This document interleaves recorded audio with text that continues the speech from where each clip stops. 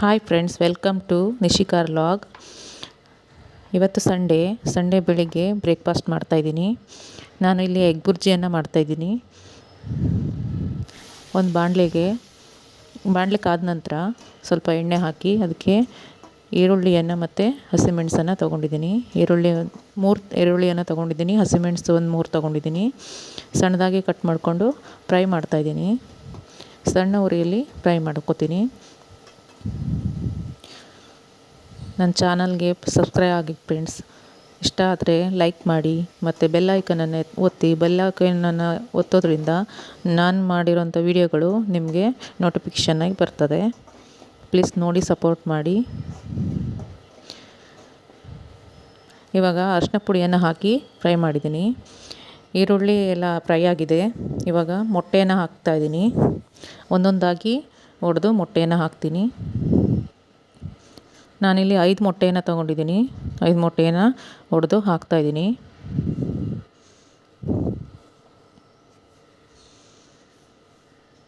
ಸಣ್ಣ ಉರಿಯಲ್ಲಿ ಇದನ್ನು ಮಾಡ್ತಾಯಿದ್ದೀನಿ.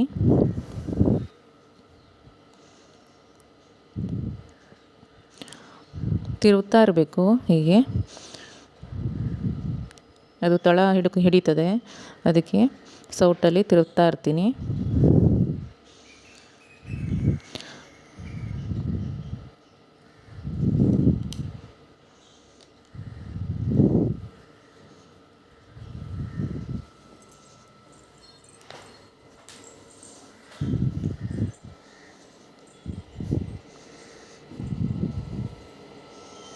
ಎಗ್ ಬುರ್ಜಿ ಆಯಿತು. ಇದಕ್ಕೆ ನಾನು ಸ್ವಲ್ಪ ಲಾಸ್ಟಿಗೆ ಕಾಳು ಮೆಣಸನ್ನು ಕುಟ್ಟಿ ಪುಡಿ ಮಾಡಿ ಹಾಕಿದ್ದೀನಿ. ಆಮೇಲೆ ಗರಂ ಮಸಾಲ ಒಂದು ಅರ್ಧ ಚಮಚ ಹಾಕಿದ್ದೀನಿ. ಆಮೇಲೆ ಖಾರದ ಪುಡಿ ಒಂದು 1/4 ಚಮಚ ಹಾಕಿದ್ದೀನಿ. ಆಮೇಲೆ ಕೊತ್ತಂಬರಿ ಸೊಪ್ಪು ಹಾಕಿ ಲಾಸ್ಟಿಗೆ ಉಪ್ಪನ್ನು ಹಾಕಿ ಚೆನ್ನಾಗಿ ಫ್ರೈ ಮಾಡ್ತೀನಿ.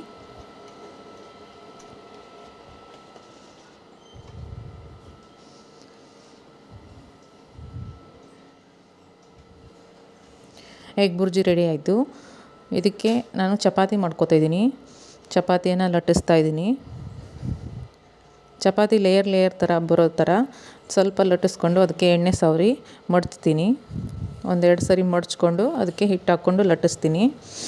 ಅದು ಆಮೇಲೆ ಬೇಯಿಸಿದಾಗ ಚೆನ್ನಾಗಿ ಲೇಯರ್ ಆಗಿ ಬರ್ತದೆ. ಚಪಾತಿ ತಿನ್ನಲಿಕ್ಕೂ ಚೆನ್ನಾಗಿರ್ತದೆ, ಟೇಸ್ಟು ಇರ್ತದೆ.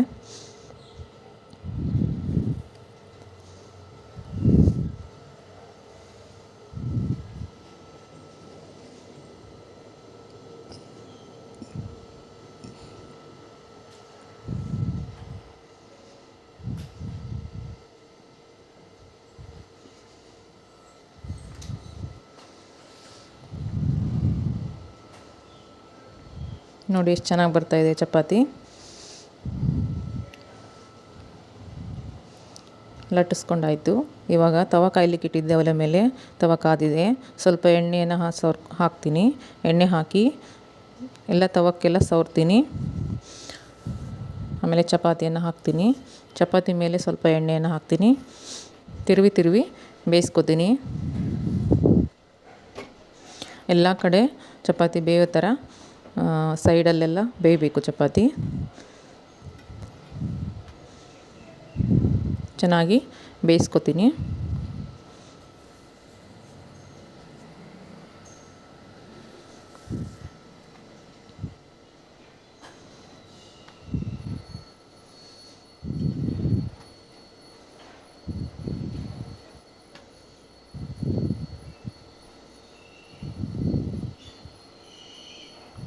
ಚಪಾತಿ ರೆಡಿ ಆಯಿತು.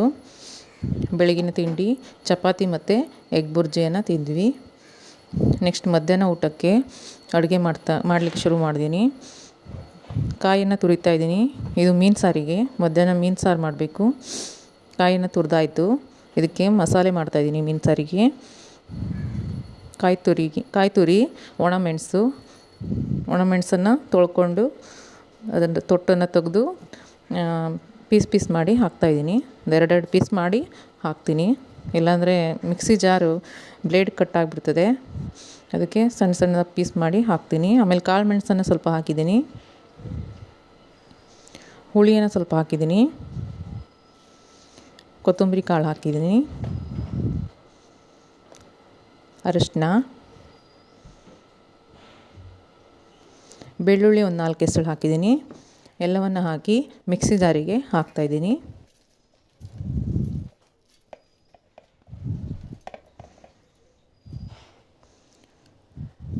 ಇದಕ್ಕೆ ನೋಡಿಕೊಂಡು ನೀರು ಹಾಕ್ತೀನಿ. ನೀರು ಹಾಕ್ಕೊಂಡು ನುಣ್ಣಗೆ ಗ್ರೈಂಡ್ ಮಾಡ್ಕೊಂಡು ಬಂದೆ. ಇದು ನಮ್ಮದು ಮೀನು ಸಾರಿನ ತೋಪು. ಮೀನು ಸಾರಿನ ತೋಪಿಗೆ ಮಸಾಲೆಯನ್ನು ಹಾಕ್ತೀನಿ. ಮಸಾಲೆ ನೋಡಿ ಫ್ರೆಂಡ್ಸ್ ಎಷ್ಟು ಚೆನ್ನಾಗಿ ಬಂದಿದೆ. ನಮಗೆ ಎಷ್ಟು ತೆಳು ಬೇಕೋ ದಪ್ಪ ಬೇಕೋ ನೋಡಿಕೊಂಡು ನೀರನ್ನು ಹಾಕ್ತಿದ್ದೀನಿ. ನಮ್ಗೆ ಸ್ವಲ್ಪ ಮೀನು ಸಾರು ತೆಳುವಾಗಿರಬೇಕು. ನೀರನ್ನು ಮಿಕ್ಸ್ ಮಾಡಿದ್ದೀನಿ.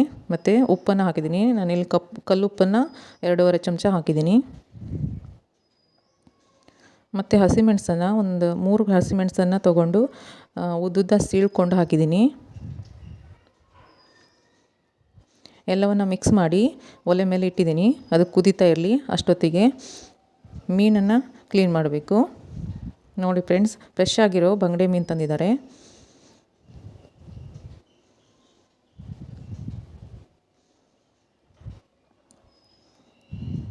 ನನ್ನ ಹಸ್ಬೆಂಡ್ ಫಿಶ್ ಕಟ್ ಮಾಡಿಕೊಟ್ರು, ಅವರೇ ಕಟ್ ಮಾಡ್ತಿದ್ದಾರೆ. ಫ್ರೆಶ್ ಆಗಿತ್ತು ಬಂಗಡೆ ಮೀನು, ಭಾಳ ರುಚಿಯಾಗಿತ್ತು.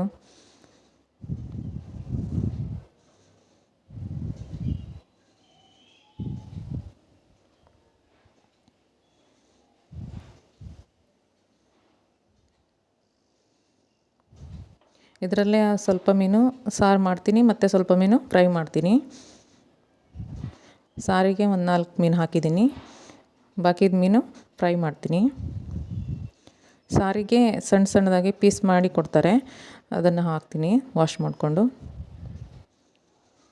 ಫ್ರೈಗೆ ಸ್ವಲ್ಪ ಫುಲ್ಲು ಮೀನನ್ನೇ ಸಣ್ಣ ಸಣ್ಣದಾಗಿ ಮೇಲ್ಗಡೆ ಅಷ್ಟೇ ಕಟ್ ಮಾಡಿ ಅದನ್ನು ಸರಿ ಮಸಾಲೆ ಎಲ್ಲ ತುಂಬಬೇಕಲ್ಲ, ಅದಕ್ಕಾಗಿ ಫುಲ್ ಮೀನನ್ನೇ ಮೇಲ್ಗಡೆ ಮಾತ್ರ ಸ್ವಲ್ಪ ಕಟ್ ಮಾಡಿಕೊಂಡು ಮಸಾಲೆ ಸವರ್ಕೊಂಡು ಫ್ರೈ ಮಾಡ್ತೀನಿ. ಇದು ಕುಚ್ಚಲಕ್ಕಿ ಅನ್ನ.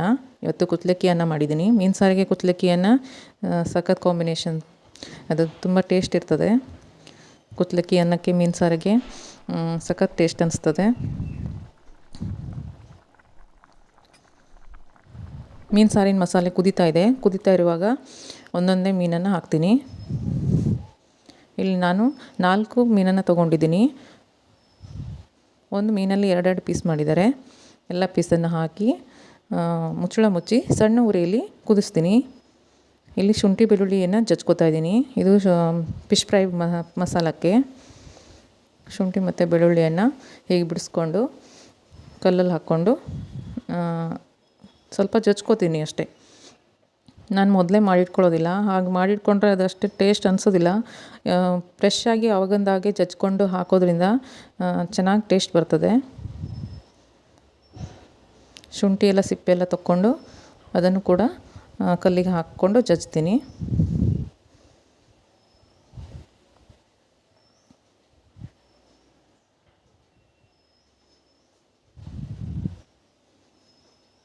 ಶುಂಠಿ ಬೆಳ್ಳುಳ್ಳಿ ಪೇಸ್ಟ್ ರೆಡಿ ಆಯಿತು. ಇವಾಗ ಮಸಾಲೆಯನ್ನು ರೆಡಿ ಮಾಡ್ಕೋತೀನಿ. ಒಂದು ಪ್ಲೇಟ್ ತೊಗೊಂಡು ಪ್ಲೇಟಲ್ಲಿ ಖಾರದ ಪುಡಿಯನ್ನು ಹಾಕಿದ್ದೀನಿ, ಅರಿಶಿನ ಪುಡಿ ಹಾಕಿದ್ದೀನಿ, ಲಿಂಬು ರಸ ಹಾಕ್ತಿದ್ದೀನಿ. ನಾನಿಲ್ಲಿ 2 ಸಣ್ಣದಾಗಿರೋಂಥ ಲಿಂಬನ್ನ ತೊಗೊಂಡಿದ್ದೀನಿ.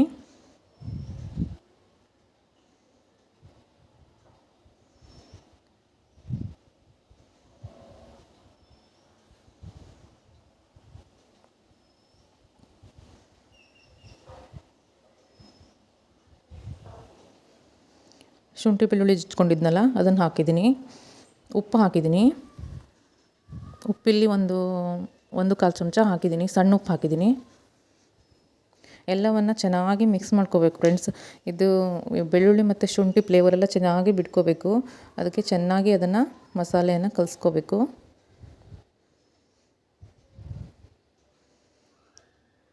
ಲಿಂಬು ರಸದಲ್ಲೇ ನಾನು ಕಲಿಸಿದ್ದೆ, ಆದರೆ ಸ್ವಲ್ಪ ಗಟ್ಟಿ ಅನಿಸ್ತು. ಮತ್ತೊಂದು ಸ್ವಲ್ಪ ನೀರು ಹಾಕ್ಕೊಂಡು ಕಲಿಸ್ತಾ ಇದ್ದೀನಿ.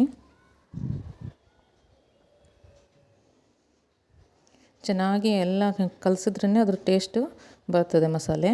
ಆಮೇಲೆ ಒಂದೊಂದೇ ನೋಡಿ ಹೀಗೆ ಫಿಶನ್ನು ಕಟ್ ಮಾಡ್ಕೊಂಡಿವಿ. ಅದು ಮಸಾಲೆ ಎಲ್ಲ ಒಳಗಡೆ ಹಿಡಿಬೇಕಲ್ಲ, ಎಲ್ಲ ಮಸಾಲೆಯನ್ನು ಒಳಗಡೆ ತಲೆ ಸೈಡಿಗೆ ಎಲ್ಲ ಕಡೆ ಚೆನ್ನಾಗಿ ಮಸಾಲೆಯನ್ನು ಹಚ್ತೀನಿ.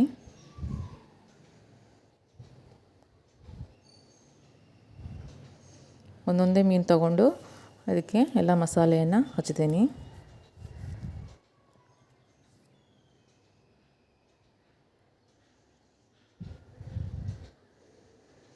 ಎಲ್ಲ ಮೀನುಗಳಿಗೂ ಮಸಾಲೆಯನ್ನು ಹಚ್ಚಾಯಿತು.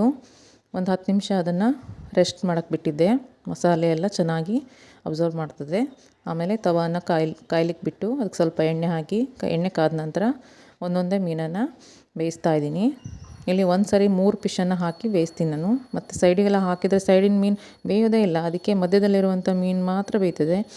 ಅದಕ್ಕೆ ಸರಿ ಆಗ್ತದೆ 3 ಫಿಶ್ ಹಾಕಿದರೆ. ಅದರ ಮೇಲೆ ನಾನು ಕರಿಬೇವಿನ ಸೊಪ್ಪನ್ನು ಉದುರಿಸಿದ್ದೀನಿ. ಹೀಗೆ ಹಾಕೋದ್ರಿಂದ ಚೆನ್ನಾಗಿ ಅದರ ಫ್ಲೇವರ್ ಬಿಟ್ಟು ಚೆನ್ನಾಗಿ ಟೇಸ್ಟ್ ಬರ್ತದೆ ಫಿಶ್ ಫ್ರೈ. ಈ ಟಿಪ್ಸ್ ನನ್ನ ಹಸ್ಬೆಂಡ್ ಹೇಳ್ಕೊಟ್ಟಿದ್ದಾರೆ ನನಗೆ.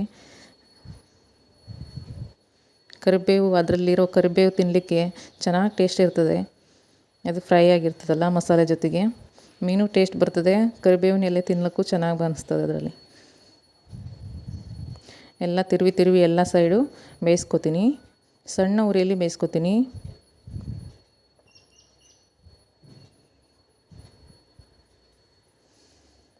ಆಯಿತು, ಫಿಶ್ ಫ್ರೈ ರೆಡಿ ಆಯಿತು. ಮಧ್ಯಾಹ್ನದ ಊಟಕ್ಕೆ ಕುಚ್ಚಲಕ್ಕಿ ಅನ್ನ, ಮೀನು ಸಾರು ಮತ್ತು ಫಿಶ್ ಫ್ರೈ ನಮ್ಮದೆಲ್ಲ ಊಟ ಮಾಡಿದ್ವಿ. ನಂತರ ರಾತ್ರಿ ಊಟಕ್ಕೆ ಅಡುಗೆ ಮಾಡ್ತಾಯಿದ್ದೀನಿ. ಇಲ್ಲಿ ವೈಟ್ ರೈಸ್ ಮಾಡ್ತಾಯಿದ್ದೀನಿ. ನಾನು ಕುಕ್ಕರಲ್ಲಿ ರೈಸ್ ಮಾಡಲ್ಲ, ಹೀಗೆ ತೋಪಲ್ಲಿ ಮಾಡ್ತೀನಿ. ತೋಪಲ್ಲಿ ಮಾಡಿಕೊಂಡು ಅದನ್ನು ಬಸಿತೀನಿ. ಅವರಿಗೆಲ್ಲ ನಾನು ವೈಟ್ ರೈಸ್ ಮಾಡಿದೆ. ನನಗೆ ಓಟ್ಸ್ ದೋಸೆ ಮಾಡೋಣ ಅಂತ ಸೌತೆಕಾಯಿ ತುರ್ಕೋತಾಯಿದ್ದೀನಿ. ಸೌತೆಕಾಯಿ ಓಟ್ಸ್ ದೋಸೆ ಮಾಡ್ತಾಯಿದ್ದೀನಿ.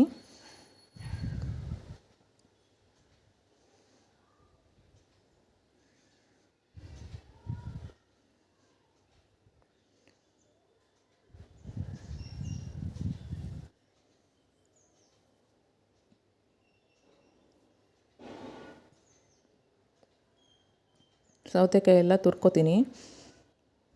ಸೌತೆಕಾಯಿ ತುರ್ಕೊಂಡು ಅದಕ್ಕೆ 2 ಹಸಿಮೆಣಸಿಕಾಯಿ ತೊಗೊಂಡಿದ್ದೀನಿ. ಅದನ್ನು ಸಣ್ಣದಾಗಿ ಕಟ್ ಮಾಡ್ಕೋತೀನಿ.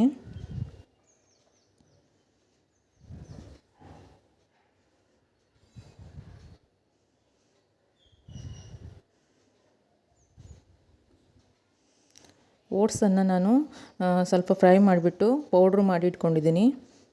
ಓಟ್ಸ್ ಪೌಡ್ರನ್ನು 2 ಸ್ಪೂನು ಹಾಕಿದ್ದೀನಿ. ಸ್ವಲ್ಪ ಉಪ್ಪು ಹಾಕಿದ್ದೀನಿ.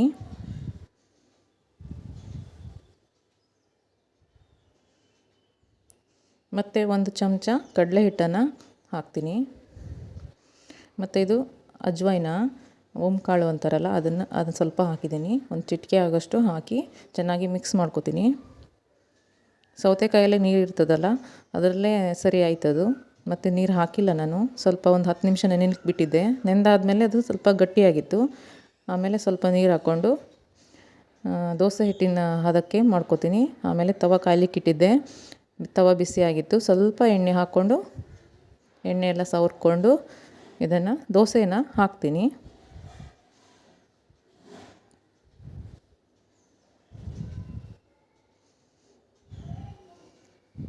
ಒಂದು 4 ಸ್ಪೂನ್ ಹಾಕಿ ಎಲ್ಲ ಕಡೆ ಸ್ಪ್ರೆಡ್ ಮಾಡ್ತಾಯಿದ್ದೀನಿ.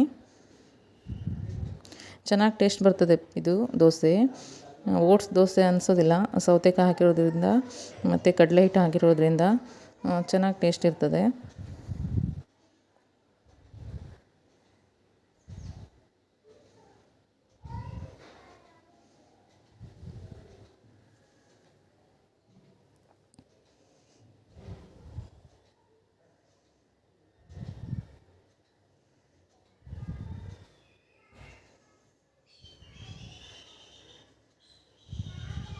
ತಿರುವಿ ಬೇಯಿಸ್ಕೊತೀನಿ. ತುಂಬ ಮೆದು ಇರ್ತದೆ ಅದು. ಅದಕ್ಕೆ ಸ್ವಲ್ಪ ಸಣ್ಣ ಉರಿಯಲ್ಲಿ ಅದನ್ನು ಚೆನ್ನಾಗಿ ಬೇಯಿಸ್ಕೋಬೇಕು. ಒಂದು ದೋಸೆ ರೆಡಿ ಆಯಿತು. ಮತ್ತೊಂದು ದೋಸೆ ಹಾಕ್ತಾಯಿದ್ದೀನಿ. ಹಿಟ್ಟನ್ನು ಹಾಕಿ ಎಲ್ಲ ಕಡೆ ಸ್ವಲ್ಪ ಸ್ಪ್ರೆಡ್ ಮಾಡಿ ಸ್ಪೂನಲ್ಲಿ ಸಣ್ಣ ಉರಿಯಲ್ಲಿ ಒಂದು 5 ನಿಮಿಷ ಬೇಯಿಸ್ತೀನಿ.